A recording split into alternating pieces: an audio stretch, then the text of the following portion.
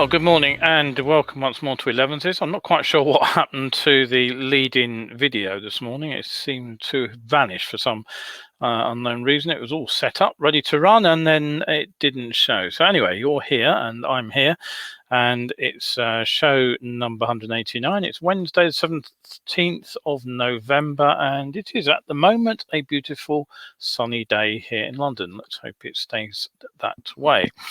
Got plenty for you in the show today. We have a $10 motorcycle helmet that has been made by the F1 organisers, the FIA. We'll take a look at that and ask whether or not it's likely to be what a rider needs. We'll talk about that as a discussion point at the end of the show. Average speed cameras are coming to the Isle of Wight, it seems, and also to the A32, A272 in the Meon Valley in Hampshire, which is a well-known biker ride-out route. Hydrogen power project by Kawasaki. How realistic is it? We'll have a quick look at that. We'll talk about Valentino Rossi, who's taken his last ride in MotoGP, and the change in the young rider age limit, which is going up in the race series. And as I said, today's discussion point, if you stick around to the end of the show, we'll be talking about whether you really need to buy the best kit you can afford. So settle yourselves down for the next 30 odd minutes, and we'll come to any comments or questions if you have them as I can during the show. Do feel free to ask anything you want. If I can't answer it during the show, we'll get back to you at the end of the show. Feedback, anything you'd like me to look at in a future show, I will do so. I got a question about the new ECE helmet standard, which I'm still investigating. I will get back to you on that when I can. Clive has said good morning. Good morning to you, Clive. All right, okay, so let me just turn that banner off before we go any further. Click the right button and it should go. There it goes, it's gone. Right, so, okay. The $10 helmet, let's have a quick look at it. Here it is coming up.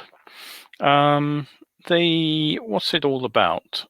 The answer to that question is that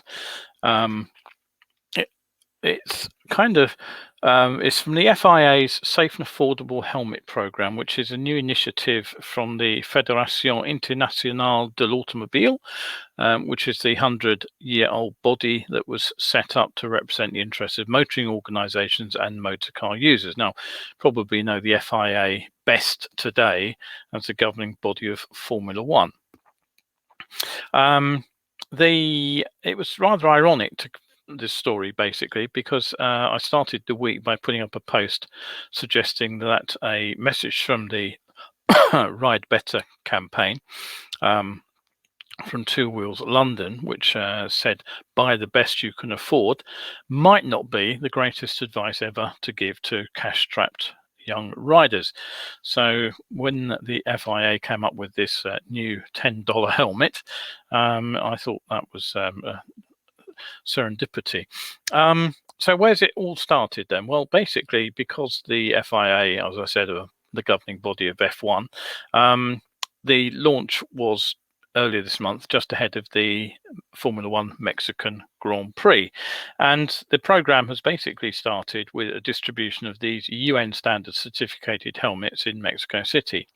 Now, FIA Safety Director Adam Baker, he's the person responsible for the project, and he said, the president of the FIA asked us to identify key areas where the work of the sport division could be exploited for the benefit of road users. The most important projects we have targeting this objective are in the area of road safety. According to the UN, riders of motorcycles are 26 more times likely to die in traffic accidents than passenger car occupants, making that mode of transport a significant contributor to the 1.35 million total fatalities each year on our roads.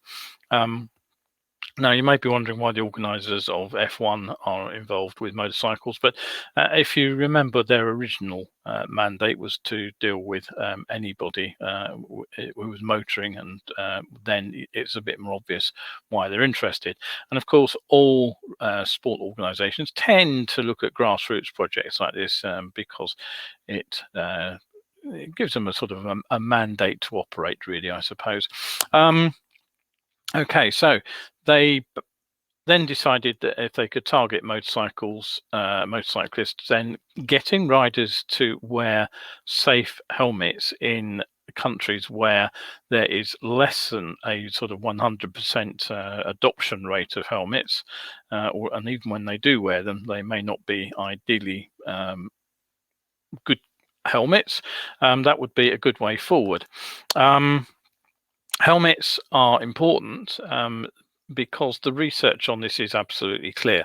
It is one of the most effective road safety interventions, and it reduces the number of head injuries amongst moped and motorcyclists by around 44%. The US went from a country where helmets were mandatory in every state, bar California, I think, in the mid-70s, to a country where there was user choice in many states. And not entirely surprisingly, the fatality rate from head injuries soared in those states. It's possible to do direct comparisons between states, and you can see the results. It's quite obvious that helmets do work.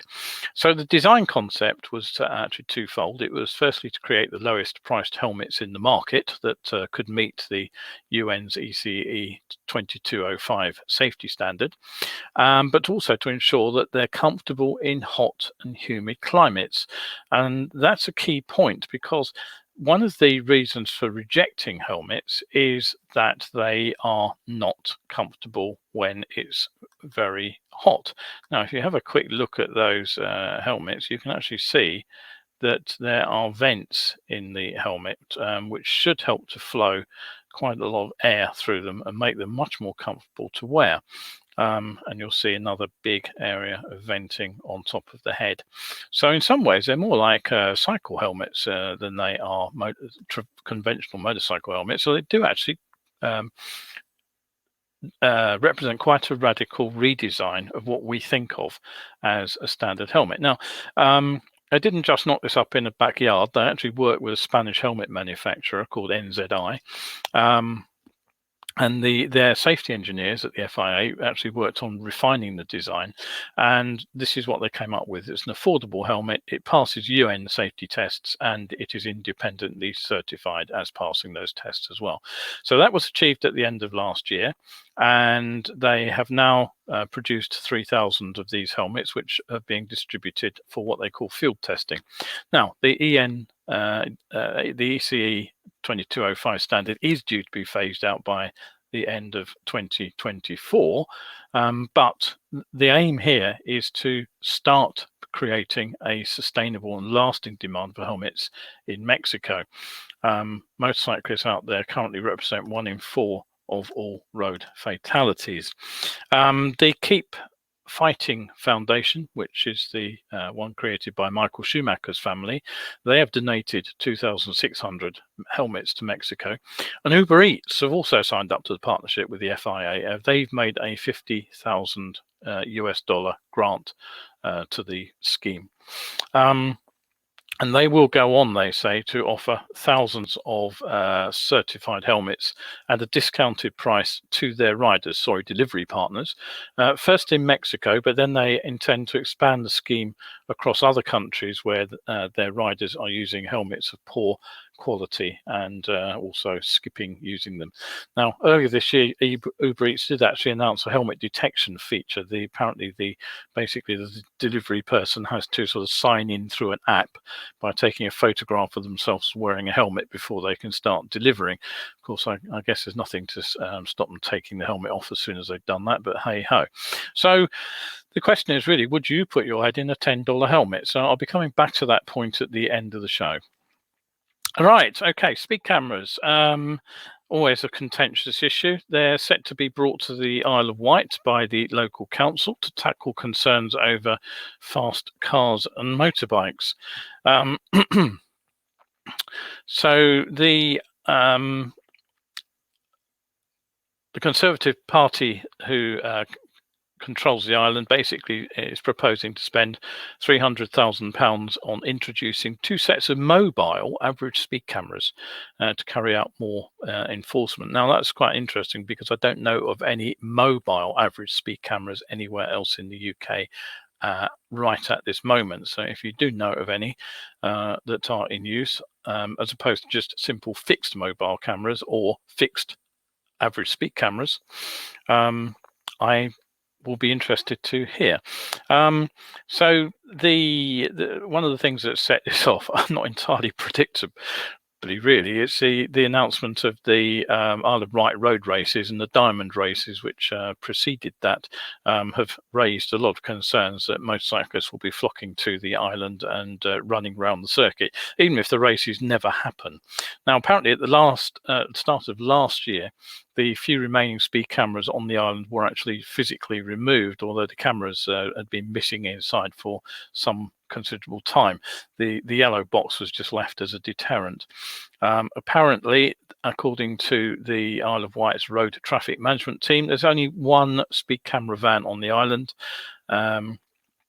And the traffic policing team has merged with the armed response unit, leaving less capability for the enforcement of speed limits, which explains why they want these mobile cameras. Now, another location that could get average speed cameras as well as lower limits in towns and villages is the Meon Valley in Hampshire, which has a long history of motorcycle crashes on the A32 and the A272. They are both popular ride-out routes. If you're at all familiar with the south of England, you probably know both roads.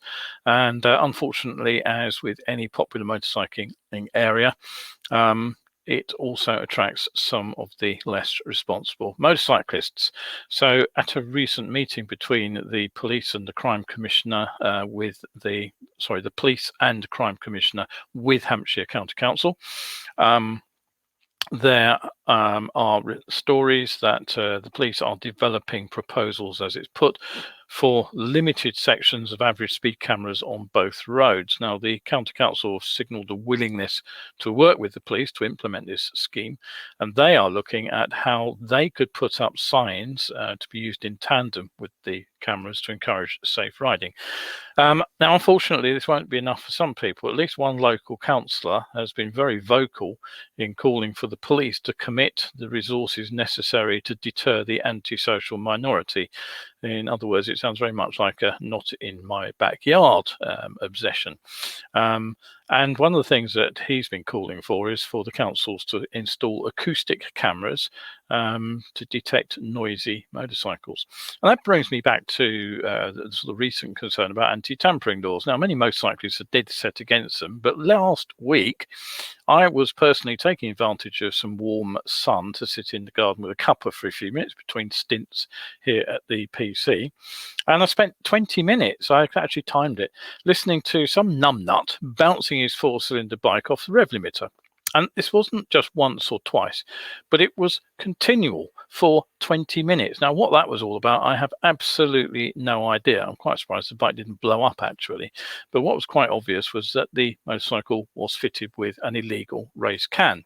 And frankly, when cars are becoming increasingly whisper quiet, 2 cars passed me just the other night as I was getting out of my car. One was completely silent, that was the petrol engined car, and then an electric car went past, and oddly enough that made more noise than the petrol engined car. But motorcycles really do stand out like a sore thumb. Now, during the height of lockdown last spring, when everything was uncannily quiet, it was possible to hear virtually every morning one motorcycle. I could tell which. But it was very, very distinctive sound. I could hear him for about 5 minutes.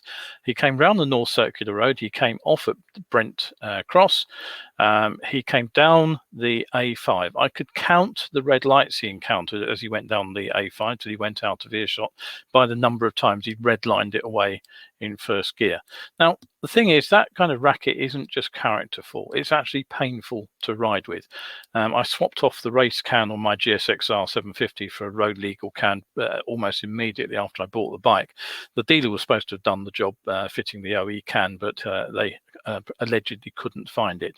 So I needed the bike for a hurry to go to, firstly, to Hanover, which is, if I remember correctly, about 280 miles across Germany, and then about 600 miles down to Austria. And my ears were bleeding by the end of those first 2 days, and that was with earplugs. You know, frankly, anybody who says they need that kind of noise level to fully enjoy the motorcycling experience really doesn't understand what motorcycling is about, in my opinion. Feel free to give me your opinion. I'll be interested to hear it. Right, okay, and moving on rapidly. Don't forget, if you are free on Wednesday, the 1st of December at 8 p.m, I've actually managed to get the date and time up today. The next showing of Science of Being Seen is ready to roll for your delectation. Just to remind you, Science of Being Seen is a 40-minute talk on the visual perception problems that drivers face, and also the motorcycle conspicuity issues that riders face. So basically it explains why conventional high-vis clothing and day riding lights have proven less than successful in preventing junction collisions. Bearing in mind the previous item on the sort of what are seen as irresponsible riders crashing on roads like the A32 and the A273, maybe, just maybe, if some of those riders watched the presentation, we might just bring down the accident rate on those roads. Right, okay, so what else has been said? Nigel has looked in and said, good morning. Martin has looked in and said, any thoughts on how Sharp will differentiate themselves from the ECE 2206? I'm still investigating that one, Martin. I'll get back to you when I can. Clive says he's left the standard can, I presume he means can, on his Monster, and it's nicely settled in, and he doesn't feel the need to fit an aftermarket exhaust. Good, excellent choice in my opinion, Clive, well done. Right, okay, so don't forget Science of Being Seen. I did put the banner up, didn't I? Do drop along and watch that from Wednesday, 1st December at 8 p.m. Link for tickets I was going to put up. It has gone up, yes, there it is. Right, okay, so what else have we got for you today? Well, hydrogen fuel. Now, in a recent show, I mentioned that Kawasaki have said that they're going to have at least 10 electrical hybrids on the market by 2025, which is a pretty short time frame actually when you think about it now, with petrol engine bikes being phased out completely by 2035. Now the word is on some of the more technologically oriented biking sites that Kawasaki are also working on an internal combustion engine that is hydrogen fueled. That story's been circulating for a while now. But it seems that the crucial design step that Kawasaki have achieved that would allow hydrogen to be used as a fuel is very high pressure injection on their supercharged H2.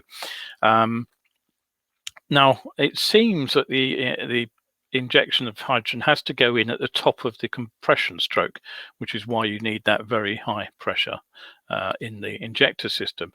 By contrast, the regular petrol injection is low pressure, relatively low pressure anyway, and happens near the bottom of the piston stroke. The system apparently appeared back in 2020 when Kawasaki actually debuted a dual injection version of the H2 supercharged engine. So the pressures involved on the high pressure system are pretty remarkable. Kawasaki's patent suggests the standard injection pressure is 44 psi, so roughly what you put into your tire. The high pressure port is 1450 psi, so a lot higher. It's being suggested that this is the crucial development step which would allow Kawasaki to retain a hydrogen-powered combustion engine rather than going fully electric. So why hydrogen, and why hydrogen as a fuel? Well, burn hydrogen and you get water as an end product, steam actually to be more accurate. With no carbon in the fuel, there's no CO2. And there are also no particulates in the exhaust. So bingo, cleaner air. Well, that's what you might think, but it sounds attractive. And of course, it's not quite as simple as that. Firstly, of course, you still have to produce hydrogen. Now, longer term, there are processes for splitting water that are purely solar based, using anything from rather specialized semiconductors to microorganisms. But right now, guess how you make hydrogen in usable quantities? Yes, the answer is, of course, you need to start with a fossil fuel. And right now, methane is the commonest source of hydrogen, and you get 95% of commercially produced hydrogen from fossil fuels. The alternative, which is being bandied about, is to basically crack it from electricity. But of course, you need a power station to generate the electricity to split the water to form hydrogen and oxygen. And then, of course, you need something to power the power station. And where are we going to get that power from? Well, fossil fuels will undoubtedly continue to be a source of electrical generation for some time to come. But the other thing that's rarely mentioned when hydrogen power is talked about as a clean fuel is that the heat of the combustion actually causes the toxic byproducts, the NOx we hear so much about. That's not a product of the fuel itself. It's simply a product of burning something in air at very high temperatures. You actually cause changes, you oxidize and partly oxidize the nitrogen, which actually makes up 70% of the air. And the leaner the fuel to air ratio, which basically tends to make for cleaner carbon powered fuels, the cleaner the exhaust, the more NOx you get. So the only way to avoid producing NOx would actually be to burn hydrogen in oxygen, and then it's 100% water in the output. Now, you should be able to remove most of the NOx with a catalytic converter, of course. But the answer to all this is it's not quite the burn hydrogen, produce only steam message that you tend to hear. And that's another point as well. If all these vehicles are going around producing steam, is anybody going to be able to see where they're going? It would be basically like driving through fog. And third and final point, you actually have to store the hydrogen on the bike. And that means you've got a high pressure tank sitting between your legs. So I'll leave you to think about that one for yourself. Right, okay, so don't forget, if you enjoy these shows, you can pop over, whoops, that's the wrong one. Well, I'll just put them both up here. You can come over to Ko-fi and support me over there on my www.ko-fi page. The £3 over there buys me a coffee, but it also buys you access to over 600 better biking articles. And if you become a supporter, I've just started new membership tiers. I'll try and explain those next show, I think. You get access to a lot more specialized content, including some of my myth-busting articles, which I've been writing. This hydrogen story will probably go down as a myth-busting item. So do pop over there if you can. And if you want to remember to catch the show online here on Facebook Live, it's 11 o'clock on Wednesdays and Sundays, nearly always live, very, very occasionally. Other commitments mean I have to do a show which is pre-recorded, but we are definitely live today. Right, okay, moving on swiftly. At the age of 42, the curtain has finally come down on the Doctor's astonishing motorcycle racing career. After racing for more than a quarter of a century, Valentino Rossi made his final MotoGP appearance at his home track in Misano in Italy at the weekend. Tavuglia, his home village, is just 10 kilometers away. Now, Rossi announced that this season would be his last back in August. His achievements are worth repeating. He scored one world title win at 125 level. He got another at 250 cc's and no less than 7 in MotoGPs. He's the only road racer to have competed in more than 400 GPs. And he also rode with number 46 for his entire career, which is interesting. Rossi dominated the 2000s with all 7 of his Premier Class titles coming in that decade, along with 77 race wins and 48 pole positions. And although his results faded through the 2010s, he was still the 6th most successful racer in terms of victories in that particular decade. It's true to say he also competed head-on against some of the greatest riders of the time. Max Biaggi, Nicky Hayden, Casey Stoner, Jorge Lorenzo, and Marc Marquez all spring to mind. And he finished his first season on 500 GP bikes in 2nd place and won the next year, taking the final top-tier 2-stroke title in 2001. And that makes him the last rider who has won a world championship for a satellite team. Now, 5 of his title wins, 2001 to 2005, were back-to-back. 3 of those were with Honda. The second pair were with Yamaha, as he set out to prove that it really was the rider and not the bike that was taking the title. And he added another pair of wins for Yamaha in 2008, 2009. He took his 100th race win at Assen. That was in the 2000 season. That's where that photo is from. He had 2 Dream Team seasons with Ducati, but they did turn a bit sour. They weren't particularly fruitful. And perhaps not surprisingly, he did return to Yamaha in 2013. He finished 4th. And he went on to end up as runner up in each of the 2014, 15 and 16 seasons, and he was very close to winning the 2015 series as well. He actually led right into the final race, and it was only a penalty that started him from the back of the grid that lost him the title that year. The final race win came at the Dutch TT in 2017 at Assen at aged 38. And his last season, the one that's just gone, is the only season of his entire career without a race win.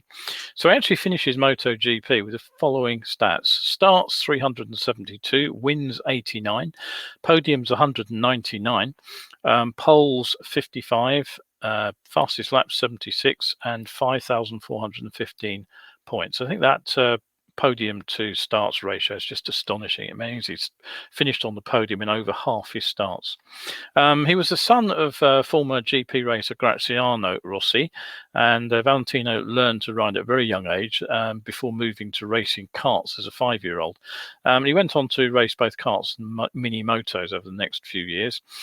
His first ride on 125 was in 1993 at the age of 14. He won the Italian 125 championship 2 years later on an Aprilia, and then in 96 he entered the 125 World Championship, and the rest, as they say, is history. I think what's even more astonishing really is that Valentino not only made the jump from 125s to 250s to the senior class, winning a title in each, but he also coped with some spectacular changes in the top class. It went first of all from the 500cc 2-strokes to the 750cc 4-stroke bikes, which were apparently rather difficult to ride, and then the 1000cc models, which we are seeing at the moment. And just for good measure, he also won the 8 Hour of Suzuka in 2001. Not surprisingly, tributes have poured in, including one from 7 times F1 world champion Lewis Hamilton, who swapped rides with Rossi back in 2019. He rode the Yamaha MotoGP bike, whilst the Italian took the seat of his Mercedes W08. And Hamilton says it's sad to see Vale retiring, but I just think his drive, his approach, everything he's done is just incredible. The passion he's had for so long has shone through, and just such a legend, one of the greatest to ever do it, if not the greatest to have ever done it. And he says, I'm really grateful to have been able to share a special day with him on track. I'll always remember that. Rossi isn't likely to stray too far from the paddock. He owns the racing team VR46, which participated in Moto2 this year and will be moving up to MotoGP next season. And Rossi's also made no secret of his ambition to race cars, and the 24 Hours of Le Mans remains a possible target. Following on from that story, in 2023, the minimum age to compete in motorcycle Grand Prix will be raised from 16 to 18. Now, the response is because of a series of fatal crashes in MotoGP and also World Supersport 300.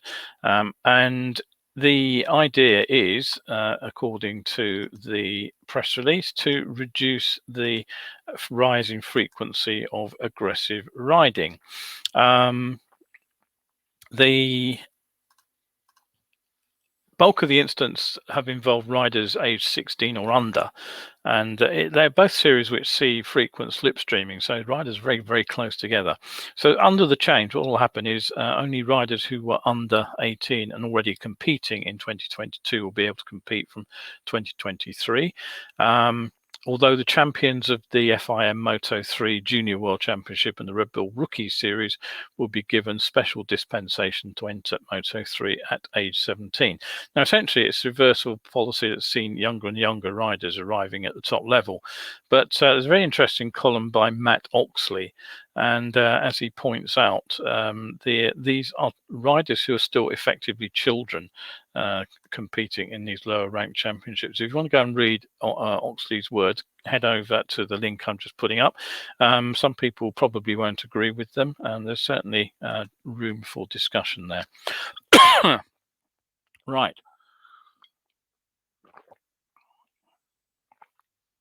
A couple of comments then. One from Nick, who says he's late and saying hello. Hello, Nick. Good to see you.